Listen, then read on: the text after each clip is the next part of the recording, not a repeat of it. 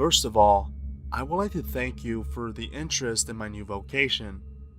As you can imagine, the case that I chose to disclose first was the one that I was personally involved in. I was not quite aware of the implications that would be brought to light in doing this.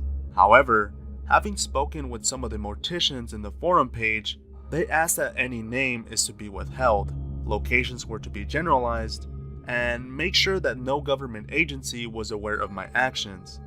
I agreed, and they showed me the case on my unit. Case file, Wendigo /Melvit, number 0261. After consolidating the reports with the lone survivor of the event and the autopsies on the recovered military personnel bodies, the following is a fairly accurate recollection of the events.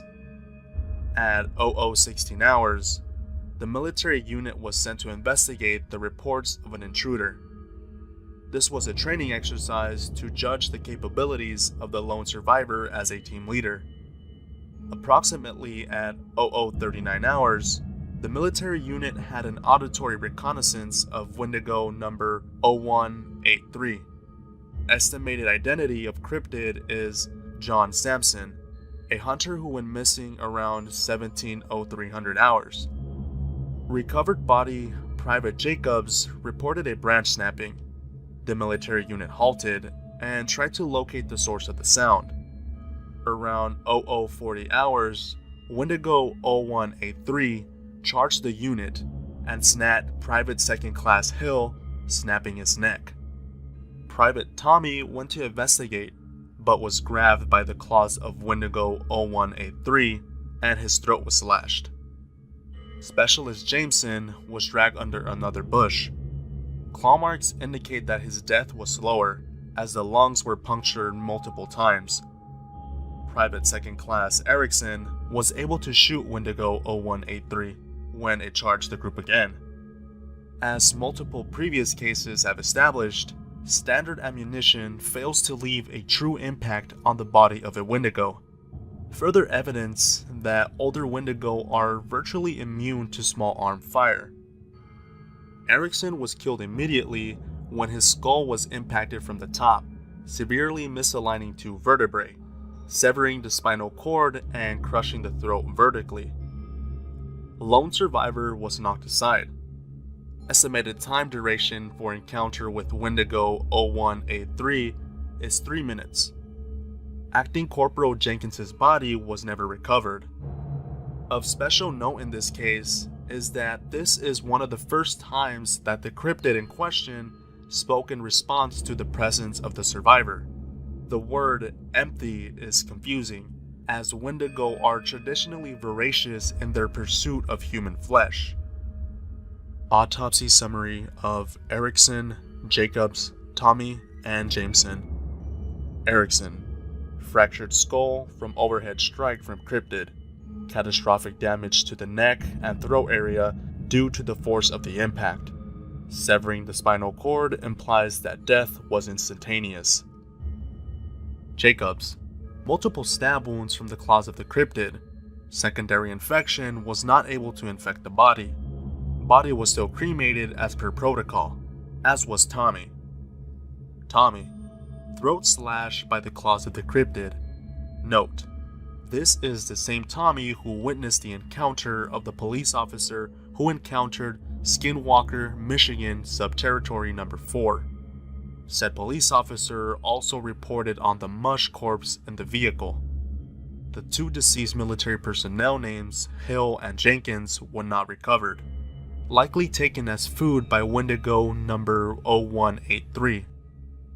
Judging by the enforced counseling for the survivor, it seems unlikely he has willingly caused the incident. Reading over the case file, I tried to figure out the implications of the things that caught my attention. Had these people really figured out who the Wendigo was, or was it just guesswork? Had there been enough encounters for the filing system to be displayed in the way you saw it? I was aware Tommy was given the choice of enlistment or prison. It makes me wonder if the incident they refer to was the same case that caused them to make that decision. Why are skinwalkers designated by territories? Could it be that given their ability to shapeshift makes it impossible to identify who they originally were? The Mush Corpse is not a reference I am familiar with. While I could imagine why it was called that way, the term mush seems overkill, but given the wealth of resources I have access to, I chose to see what the morticians and their network have concluded regarding Wendigo.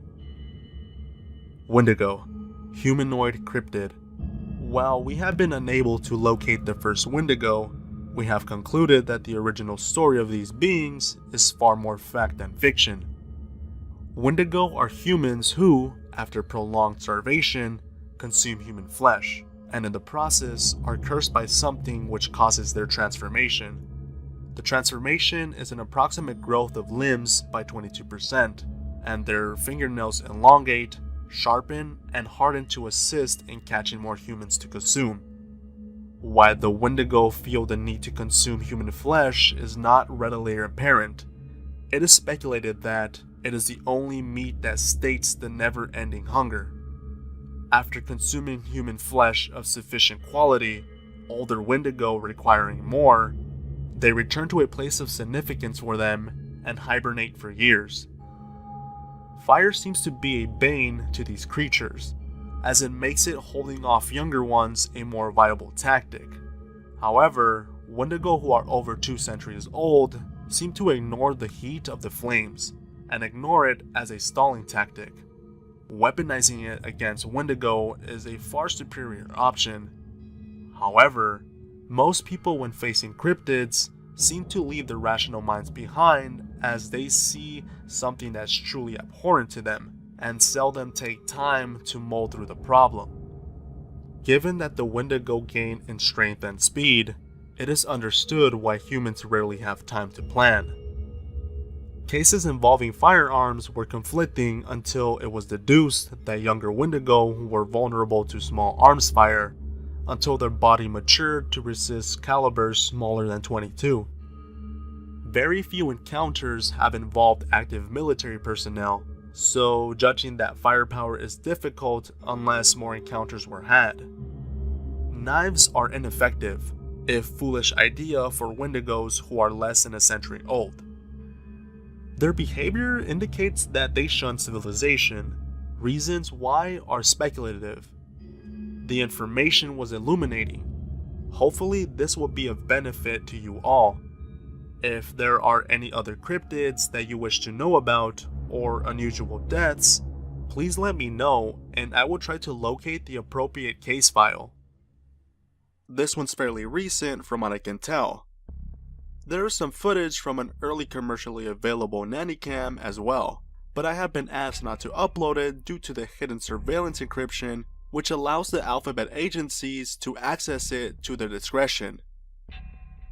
Case file Dogman /civilian number 0819.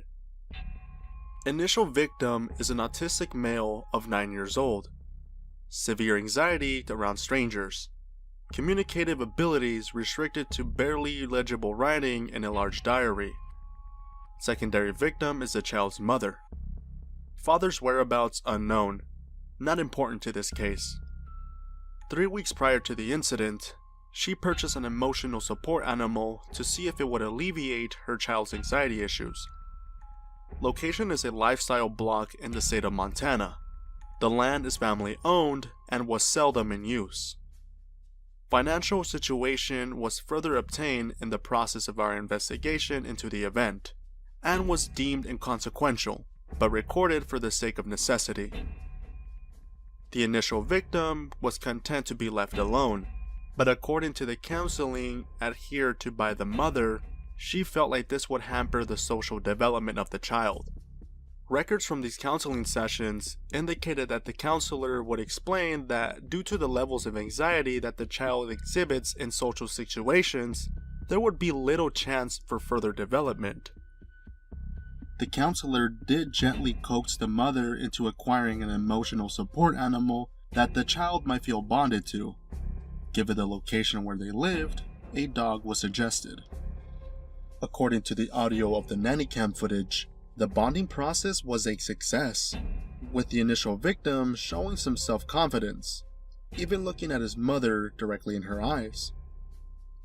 The dog was well trained and did not react to the extreme emotions exhibited in the lounge area. 3 weeks later, the mother could be seen running into the lounge. The time was quite late, judging by the lack of light outside the windows. Blood could be seen on her clothing. Judging by her wails and screams, the child was dead, mauled by some animal. Clutched tightly in her hand is a cordless phone from the house. While the phone line was disconnected, the microphone still worked, and the hard drive in the base was still recording. The mother was aware that the phone lines weren't working, and she could hear scraping movements upstairs. This was confirmed via the recordings acquired. She was then seen rushing to a window, and she looked out in shock. After significant alterations of the video recording, a lupin humanoid cryptid, commonly known as a dogman, was seen skulking at the edge of the camera range. Presumably seeing this, the mother backed away, and turned as a canine head peered around the corner. Nearly hitting its head on the door frame indicated that it was not of standard height of any known dog breeds. It stalked into the room on its hind legs. The colorations looked like the emotional support animal previously mentioned. Parts of the fur seemed matted down, likely with blood. A third dogman entered, but was on all fours.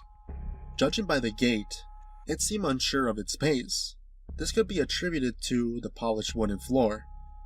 The secondary victim was frozen in fear when she saw the two cryptids. The attack was swift and coordinated. The one on all fours went low, while the one standing went high. Her death was quick. The third one joined the other two for the meal, after the standing one unlocked the door.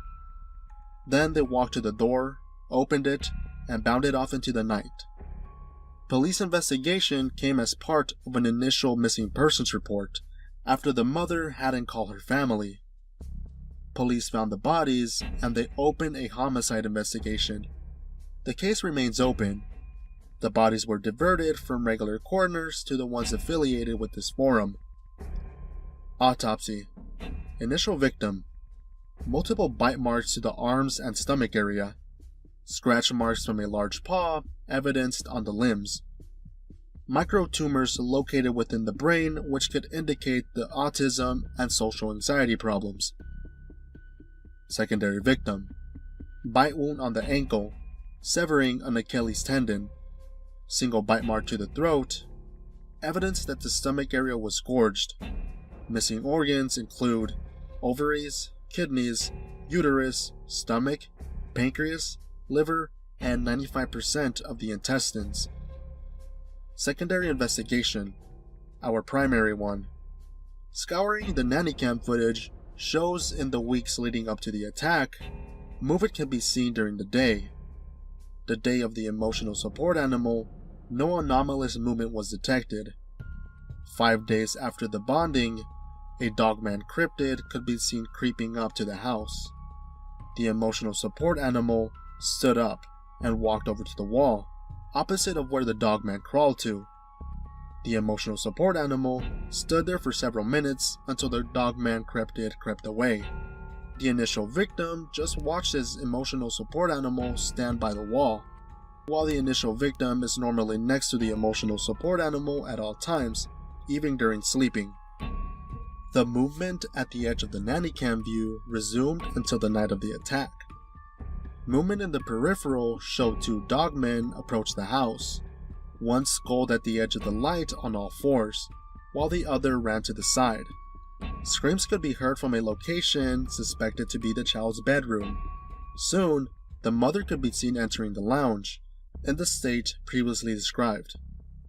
Several journals were taken as evidence in the initial investigation.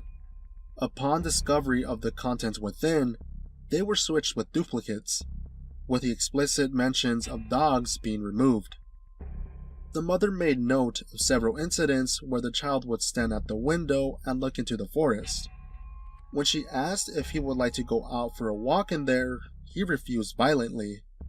As soon as she mentioned that he wouldn't walk there, the child immediately stopped and hugged his mother. Judging by the description in the following incidents, it appears to be the same location where the emotional support animal would stand when the dogman approached. The mother advised, while she did some basic yard work, that she felt a trepidation when she looked to the forest area, like there was someone watching her. She tried to muster the courage to go look for herself, but didn't want to risk leaving her child alone. The journals of the boy seemed nonsensical, but after multiple encounters with children on the spectrum, certain clues were common among all of them. These journals were able to get upgraded into their standards of language.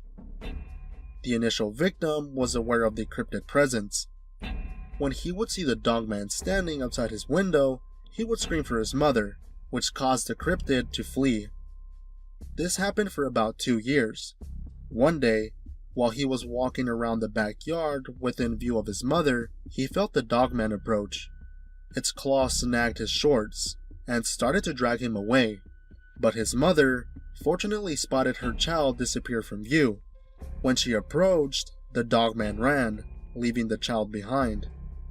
What people would find most chilling is that the day that the emotional support animal stood near the cryptid, it was referenced in the book of the initial victim. Doggy was wrong. Looked like Doggy, but not Doggy. Ma not know Doggy wrong. Doggy look at me like the bad things at times.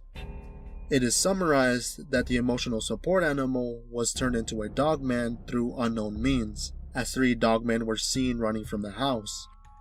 The emotional support animal dogman was able to use his paw to turn the lock by hooking the key between his toes.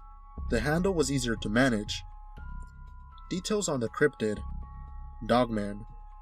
Dogman is of a common cryptid type, the anthropomorphic animal. While it does not have full human features, it is able to walk on its hind legs for extended periods of time and displaying near human intelligence. Significantly weaker than the more supernatural Wendigo or Skinwalker, regularly available firearms are enough to kill a dogman. Reports indicate that upon death, dogmen revert to their more base canine form. If there are any more cryptids that you would like to read about, let me know.